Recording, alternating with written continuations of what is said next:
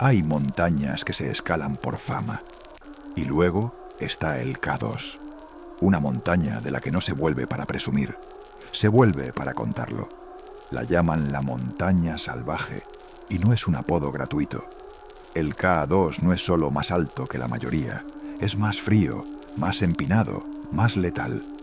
Alcanzar la cima de cualquier 8000 es una hazaña de voluntad humana, pero abrir una ruta nueva, eso es otra cosa completamente distinta. Es como escribir tu propio poema sobre un lienzo de piedra y hielo. Las rutas nuevas significan más peligro, más incertidumbre, pero también mucho más respeto. Y para algunos alpinistas, esa atracción es imposible de resistir. En el verano de 1986, a 2 alpinistas polacos se atrevieron a trazar una línea así en la cara más peligrosa del K2. Una ruta tan extrema que nadie ha osado repetirla en casi 40 años. Se llama la línea polaca. Un asalto casi vertical a la cara sur, donde las avalanchas rugen como trenes de mercancías y el rescate no es más que un sueño. Lo que encontraron allí arriba fue más que brutal. Torres de hielo inestables, caídas de roca descritas como una lluvia de muerte y un descenso que nunca debió ocurrir. Uno de ellos bajó con las manos apenas capaces de agarrar una cuerda. El otro no bajó jamás. ¿Por qué nadie ha repetido la línea polaca? Porque hasta el día de hoy, los alpinistas coinciden en lo mismo. No es una ruta, es una sentencia de muerte. Antes de seguir, quiero hacerte una pregunta. ¿Arriesgarías tu vida por dejar una ruta con tu nombre grabada para siempre en una montaña? Piénsalo. Y si este tipo de historias te fascina, suscríbete al canal y déjame tu respuesta en los comentarios. Para entender lo que ocurrió en la cara sur del K2, primero hay que entender quiénes eran estos 2 hombres. Porque esta historia no es solo sobre una montaña, es sobre 2 personas extraordinarias que eligieron caminar juntas hacia lo imposible. Jerzy Kukuczka nació y creció en Katowice, en la región de Silesia, en el sur de Polonia. No venía de una familia de alpinistas ni de un entorno privilegiado. Era minero. Durante la semana bajaba a las entrañas de la tierra para trabajar en las minas de carbón. Los fines de semana subía a las cumbres de los Tatras polacos para escalar, o 2 mundos opuestos, 2 formas de enfrentarse a la oscuridad. Bajo tierra, la oscuridad te rodea. En la montaña, la buscas tú. Kukuczka empezó a destacar rápidamente en el alpinismo polaco, pero su ambición iba mucho más allá de los Tatras. A principios de los años 80, se lanzó a la conquista de los 14 8000 del planeta, las 14 montañas que superan los 8000 metros. Y lo hizo de una forma que nadie más se atrevía a imitar. Mientras Reinhold Messner, el gran rival, elegía las rutas más eficientes y las mejores condiciones, Kukuczka hacía exactamente lo contrario. Abría rutas nuevas, escalaba en invierno, renunciaba al oxígeno embotellado, subía sin porteadores de altura. Estilo alpino puro. Lo más difícil de lo más difícil. El propio Messner, un hombre que rara vez elogiaba a sus competidores, te reconoció que Kukuczka era el rival que más respetaba. No porque fuera más rápido, sino porque elegía siempre el camino más duro. Antes de llegar al K2 en 1986, Kukuczka ya había abierto rutas nuevas en el Makalu, en la cara noroeste y en pleno invierno. Había escalado el Kanchenjunga y el Nanga Parbat por vías que nadie había intentado. Llevaba 11 8000 en su palmarés. Le faltaban 3, y uno de ellos era el K2. Pero Kukuczka no quería subir al K2 por cualquier ruta. Quería la cara sur, la más peligrosa, la que nadie había completado. Su compañero para esa misión era Tadeusz Piotrowski, un hombre igual de extraordinario, aunque su nombre fuera menos conocido fuera de Polonia. Piotrowski era ingeniero de profesión, pero su verdadera vocación era el hielo, y se había forjado una reputación formidable como experto en escalada invernal, con ascensiones legendarias en los Tatras, los Alpes y las montañas de Noruega. Pero su mayor hazaña, la que cambió la historia del alpinismo para siempre, fue la primera ascensión invernal de un 7000. El Noshak, en Afganistán, con sus 7.492 metros, escalado en pleno invierno, cuando nadie creía que fuera posible alcanzar esa altitud en las condiciones más extremas del planeta. Kukuczka y Piotrowski se conocían bien. Habían compartido montañas, frío y noches en bivac. Eran complementarios en temperamento. Kukuczka, explosivo, directo, movido por una energía casi animal. Piotrowski, más reflexivo, más metódico, pero con una resistencia al sufrimiento que rozaba lo sobrenatural. Lo que los unía era algo que iba más allá de la amistad. Era la certeza de que cuando las cosas se ponían realmente mal, podían confiar el uno en el otro con los ojos cerrados. Esa confianza sería puesta a prueba hasta sus últimas consecuencias. La cara sur del K2 es, probablemente, la pared más aterradora del alpinismo de altitud extrema.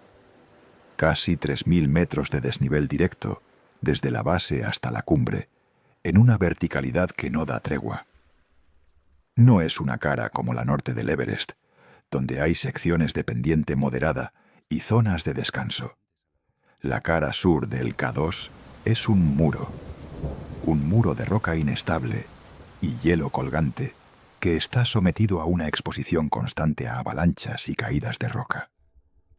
Los alpinistas que la habían estudiado antes la describían como la lluvia de la muerte, porque la roca y el hielo caen sin cesar sobre esta pared. No como eventos puntuales, sino como un bombardeo continuo que puede durar horas. Subir por la cara sur significa escalar bajo un fuego cruzado de proyectiles naturales, sabiendo que en cualquier momento un bloque de hielo o una piedra del tamaño de un coche puede arrancarte de la pared sin previo aviso. Solo la cara sur de la Annapurna se le puede comparar en términos de peligro objetivo.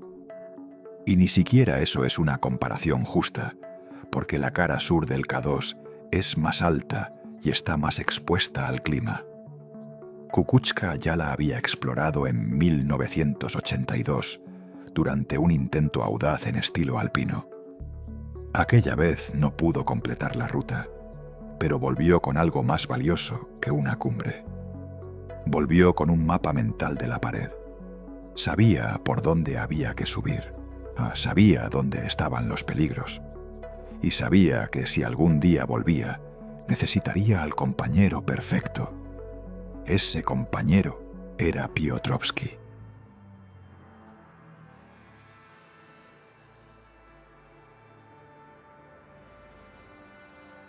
En el verano de 1986, ambos se unieron a una gran expedición internacional, liderada por el Dr. Karl Herrlichhofer, un conocido organizador de escaladas con base en Múnich. Para Kukuczka era la oportunidad perfecta. Podía perseguir el K2 sin el dolor de cabeza de planificar cada detalle logístico. La expedición tenía permisos para el Broad Peak y para la cara sur del K2. Para gestionar una misión de esa envergadura, el equipo se dividió en dos grupos, uno para el Broad Peak, otro para el K2. El 7 de junio, el equipo del K2 había levantado su campo base a 5.070 metros. A su alrededor, un mar de tiendas de colores.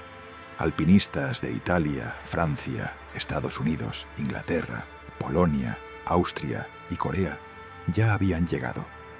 La montaña estaba concurrida, pero Kukuczka y Piotrowski no miraban hacia donde miraban los demás. Ellos miraban hacia la cara sur. Se les unieron 3 alpinistas suizos, Beda Fuster, Ralf Zemp y Diego Wellig, además del alemán Toni Freudig. Los suizos habían planeado originalmente subir por el espolón Abruzzi, la ruta más segura, pero el doctor Herrlich-Koffer tenía otros planes. Los convenció para que se unieran a Kukuczka y Piotrowski en la cara sur. Una decisión que cambiaría el curso de la expedición. El 9 de junio comenzaron la escalada. Alcanzaron los 6.000 metros y montaron el campo 1. Pero la verdadera lucha apenas empezaba. Poco después, los suizos Fuster y Zemp decidieron retirarse. Al día siguiente, de 4 alpinistas fijaron cuerdas a lo largo de una cresta afilada y helada y subieron material hasta los 6.200 metros. Entonces el tercer suizo, Wellig, también abandonó. Para el 19 de junio solo quedaban 3, Kukuczka, Piotrowski y Freudig, cada uno cargando 25 kilos de suministros sobre la espalda. Alcanzaron el emplazamiento del campo 2 a 6.400 metros, justo bajo el primer serac imponente. Al día siguiente, subieron cuerdas y comida más arriba por la pendiente. Explorando por delante, divisaron un posible camino, una cresta peligrosamente empinada que rodeaba el serac.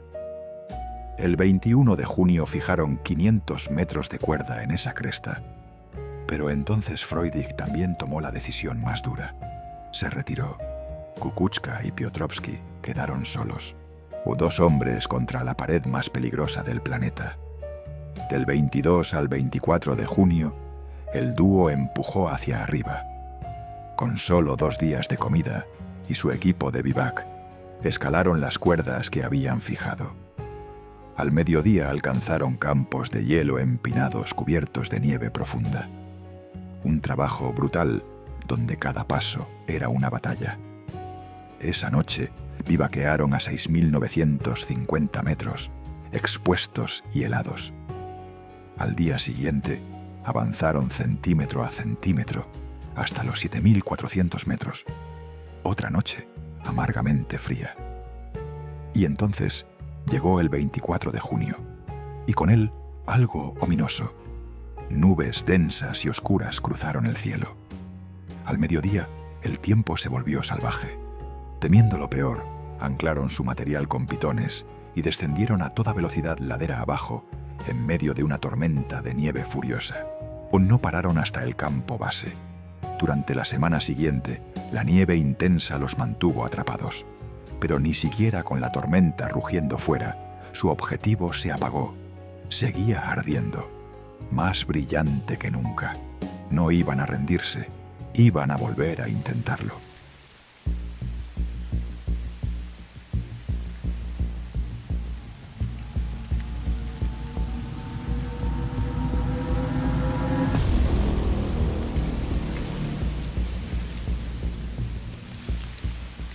El 3 de julio, los cielos se abrieron por fin. Después de una semana enterrados en el campo base bajo nevadas constantes, un destello de azul apareció entre las nubes. Kukuczka y Piotrowski no necesitaron decirse nada. Recogieron su equipo y salieron de nuevo hacia arriba. Alcanzar el campo 2 fue más fácil esta vez. Las cuerdas que habían fijado semanas antes seguían en su sitio. El terreno conocido se recorrió con la eficiencia de quien ya ha memorizado cada escalón, cada grieta, cada tramo de hielo. Pero lo que les esperaba por encima no tenía nada de familiar. Al día siguiente, el 4 de julio, escalaron hasta su alijo de material a 7.400 metros. 1.000 metros de desnivel a esa altitud. 1.000 metros donde cada paso exige un esfuerzo brutal, donde el cuerpo consume reservas que ya no tiene, donde los pulmones trabajan al doble de velocidad para extraer la mitad del oxígeno. Cuando llegaron arriba, no les quedaba ni una gota de energía. Pero no podían detenerse. No ahora. El 5 de julio pisaron un campo de hielo inmenso cubierto de nieve que conducía hacia un enorme couloir. Una hendidura profunda y curvada en la montaña que tenía una forma inconfundible. La llamaron el palo de hockey, por su curva característica. Era un canal de hielo que se retorcía sobre sí mismo como una herida abierta en la pared sur. Subir por él significaba exponerse a todo lo que esa cara tenía que ofrecer. Pendiente extrema, nieve inestable y la amenaza constante de que algo cayera desde arriba. Esa noche bivaquearon a 7.800 metros. Un bivac helado, sin más protección que sus sacos de bivac y la oscuridad. Al amanecer, escalaron el couloir y entonces vieron algo que no habían visto hasta ese momento. Algo que el palo de hockey había estado ocultando detrás de su curva. Un muro masivo, empinado, que se alzaba directamente frente a ellos como una puerta cerrada entre ellos y la cumbre. A 8.200 metros, donde el aire contiene menos de un tercio del oxígeno que se respira al nivel del mar, se detuvieron para bivaquear una vez más. Estudiaron el muro frontal buscando cualquier debilidad, cualquier grieta, cualquier línea que les permitiera pasar. Finalmente, encontraron una posibilidad. 100 metros de roca casi vertical. Los primeros 30 parecían prácticamente imposibles.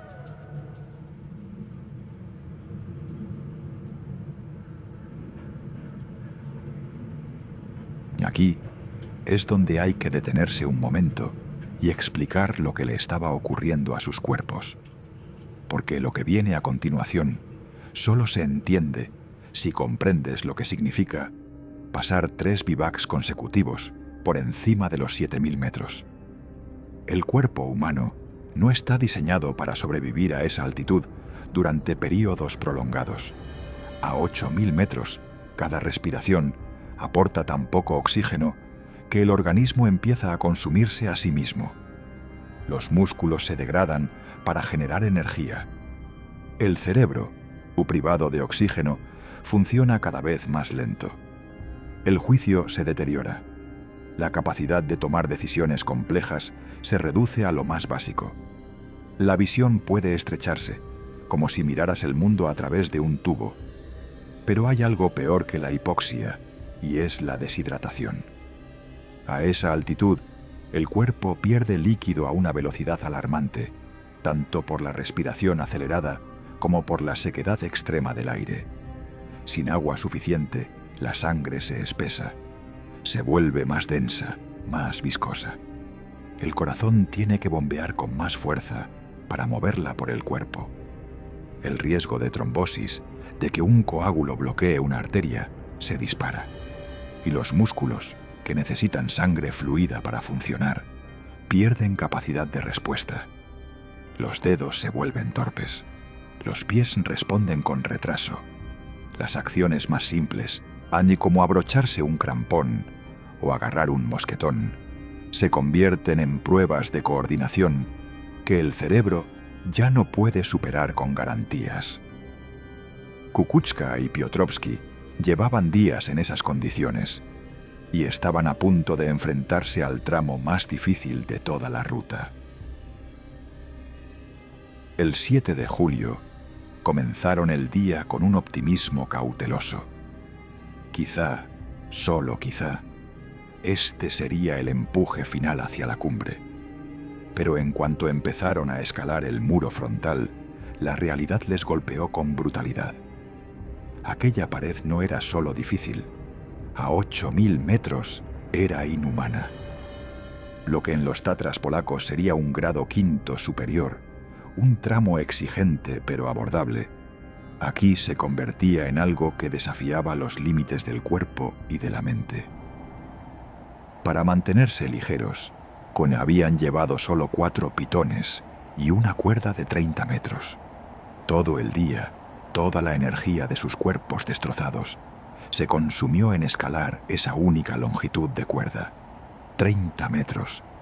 Eso fue todo lo que avanzaron en un día entero. Esa noche, otra vez a 8.200 metros, tiritando en la oscuridad, ocurrió algo que convirtió una situación desesperada en algo peor. Durante la jornada, uno de los cartuchos de gas, su medio para derretir nieve y obtener agua, había caído al vacío. Y esa noche descubrieron que no les quedaba ninguno. Sin gas, sin agua.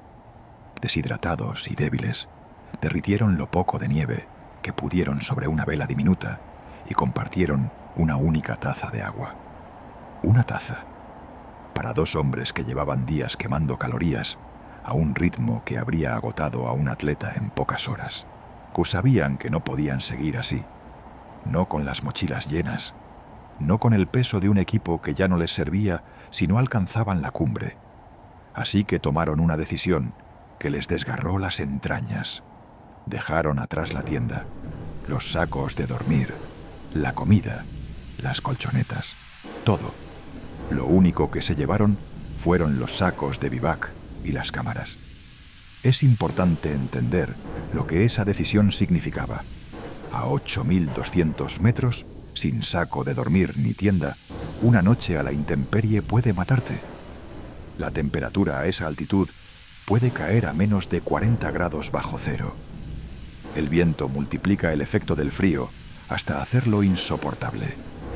Lo que Kukuczka y Piotrowski estaban diciendo con esa decisión era esto: o alcanzamos la cumbre hoy y bajamos lo suficiente para sobrevivir, o morimos de frío. No había término medio y no había plan alternativo. Era una apuesta entre la gloria y la muerte, y los dos lo sabían. Al mediodía alcanzaron la cresta Abruzzi a 8.300 metros, el mismo punto donde Wanda Rutkiewicz y sus compañeros franceses habían bivaqueado solo unas semanas antes. El terreno por delante era técnicamente más fácil, pero una capa gruesa de nieve inestable se aferraba a las pendientes, frenando cada paso. Cada movimiento de pie levantaba una pequeña cascada de nieve que se deslizaba ladera abajo. El reloj avanzaba, y con él la luz. A las 6 de la tarde, la duda se instaló como un veneno. ¿Llegaban demasiado tarde? El tiempo cambió. Una niebla asfixiante engulló la montaña. El viento se afiló. Las condiciones se deterioraron con cada minuto que pasaba. Entonces, bajo un serac masivo, encontraron algo inesperado. Restos de otra expedición. Sobres vacíos de sopa francesa, perdidos en el tiempo, medio enterrados en la nieve. Vestigios de otros seres humanos que habían estado allí antes, en ese mismo punto imposible del planeta. Kukuczka rodeó el hielo, y de repente la pendiente se aplanó. Eran las 6:25 de la tarde. Estaba en la cumbre del K2. Se quedó allí de pie, aturdido, emocionado, completamente agotado. La luz se apagaba sobre el Karakorum, como si alguien estuviera bajando lentamente el brillo del mundo.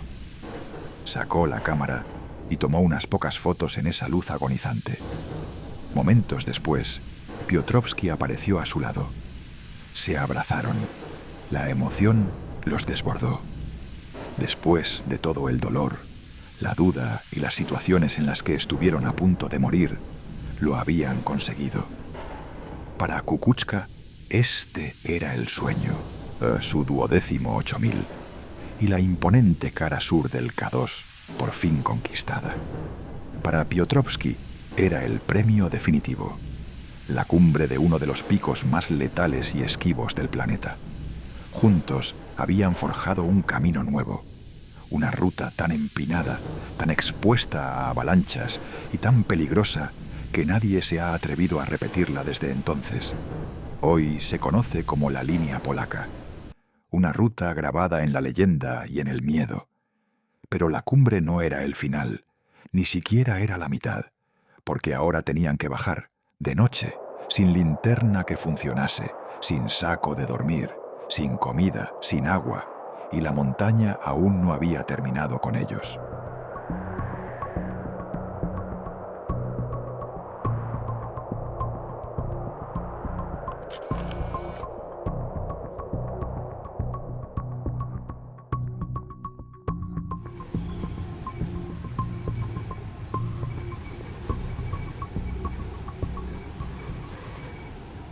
Cuando la oscuridad cayó sobre los 8.300 metros, Kukuczka y Piotrowski comenzaron el descenso. Llevaban una linterna, una sola. La encendieron para buscar el camino entre las sombras de la cresta Abruzzi. La luz proyectaba un haz tembloroso sobre el hielo, revelando fragmentos de la ruta a medida que avanzaban paso a paso en la negrura. Y entonces la bombilla se fundió. Sin luz, sin luna, sin referencias. Solo la oscuridad absoluta de una montaña a 8.000 metros de altitud. No podían seguir bajando. No podían ver nada, ni siquiera el terreno que pisaban. Así que hicieron lo único que podían hacer.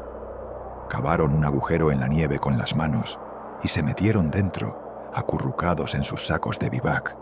Esos sacos que a esa altura ya estaban desgastados, finos como papel, llenos de desgarros y agujeros. El frío fue despiadado. No hay otra forma de describirlo.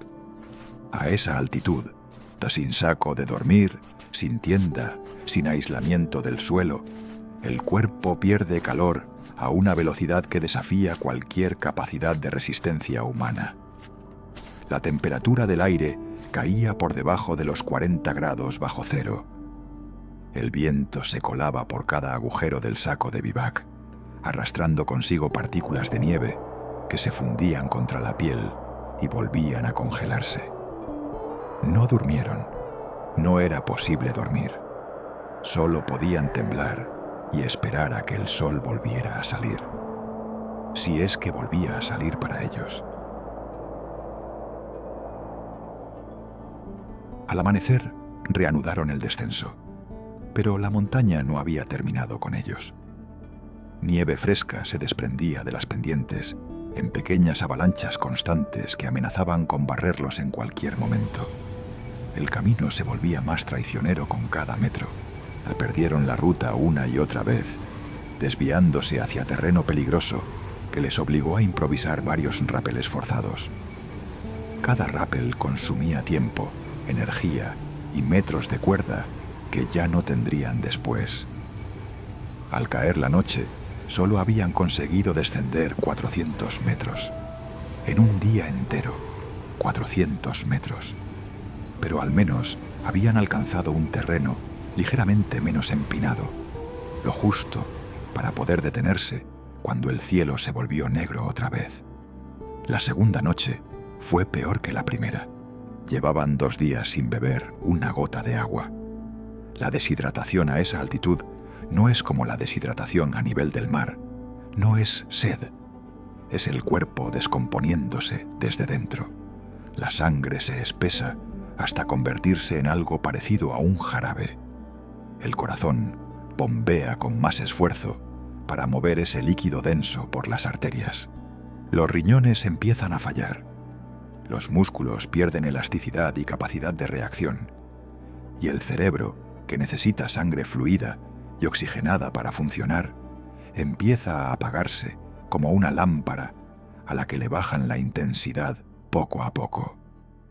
Los sacos de bivac, destrozados después de noches de uso, ya no ofrecían prácticamente ninguna protección contra el viento, la nieve ni el frío.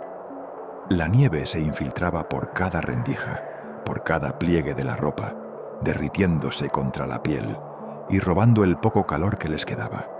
El sueño no llegaba. Solo ráfagas cortas y dolorosas de inconsciencia que no proporcionaban descanso real. Y ni siquiera esos breves instantes estaban libres del frío. El frío estaba en todo, en cada respiración, en cada pensamiento, en cada fibra del cuerpo. Al amanecer del tercer día de descenso, el cielo se abrió lo justo para mostrar una posible ruta hacia abajo. Pero ambos sabían que esa ventana podía cerrarse en cualquier momento. No había tiempo que perder. Kukuczka se movió rápido. Se preparó para descender con la urgencia de alguien que sabe que cada minuto cuenta. Piotrowski, en cambio, se movía más lento. Mucho más lento. Estaba tan agotado, tan vaciado, que sus movimientos tenían la torpeza de alguien que camina dormido. Y aquí es donde el detalle médico se convierte en la clave de todo lo que ocurrió después. Tadeusz Piotrowski no se ajustó bien los crampones. No fue un descuido casual. No fue pereza ni negligencia. Fue la consecuencia directa de un cerebro que llevaba días funcionando con 1/3 del oxígeno que necesita. La hipoxia prolongada degrada las funciones cognitivas de forma progresiva. Primero pierdes la capacidad de hacer cálculos complejos. Después, el juicio se nubla. Y al final, las tareas más básicas, las que has repetido miles de veces en tu vida como alpinista, se vuelven difíciles. Abrocharse un crampón es un gesto mecánico que Piotrowski había ejecutado miles de veces. Pero a esa altitud, después de 3 noches sin dormir, 2 días sin agua y un agotamiento que iba más allá de lo físico, su cerebro ya no podía procesar esa tarea con la precisión necesaria. Kukuczka divisó tiendas coreanas muy abajo, a unos 7.300 metros. Por primera vez en días, sintió algo parecido al alivio. Estaban en la ruta correcta. Esperó a que Piotrowski le alcanzara. Lo hizo sobre las 10:30 de la mañana. Tan directamente debajo de ellos se extendía una pendiente afilada e implacable. La misma pendiente donde Argilki había muerto en 1953. Kukuczka pidió la cuerda. Piotrowski lo miró y su expresión cambió. Se le cayó el alma a los pies.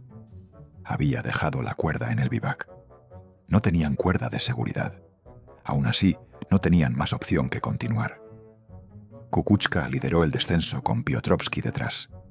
El hielo era más duro de lo habitual, duro como cristal. A esa altitud, las superficies de hielo se compactan de una forma que las hace extraordinariamente lisas y resbaladizas. Cada paso era una apuesta, cada apoyo del crampón un acto de fe. Justo por debajo de la parte final de la cresta Abruzzi, a unos 7.700 metros, Kukuczka vio algo que le heló la sangre. Piotrowski se movía de forma extraña. Su cuerpo oscilaba ligeramente, como si estuviera luchando por mantener el equilibrio. Kukuczka gritó una advertencia, pero ya era demasiado tarde. Uno de los crampones de Piotrowski se deslizó fuera de su bota. Simplemente se soltó, como si la correa no existiera, y desapareció hielo abajo, rebotando contra la pendiente hasta perderse en el vacío. Piotrowski reaccionó por instinto. Intentó clavar el otro pie con fuerza en el hielo para frenar cualquier deslizamiento. Pero entonces, el segundo crampón también se soltó. Saltó del pie como si tuviera voluntad propia y voló pendiente abajo. En ese instante, Tadeusz Piotrowski se quedó con una sola cosa para sostenerse en una pendiente de hielo de casi 80 grados a 7.700 metros de altitud. Su piolet, una hoja de metal clavada en una superficie que era puro cristal. En esa pendiente, con ese hielo, no era suficiente. Kukuczka gritó de nuevo. El pánico en su voz cortó el aire helado. Piotrowski intentó agarrarse.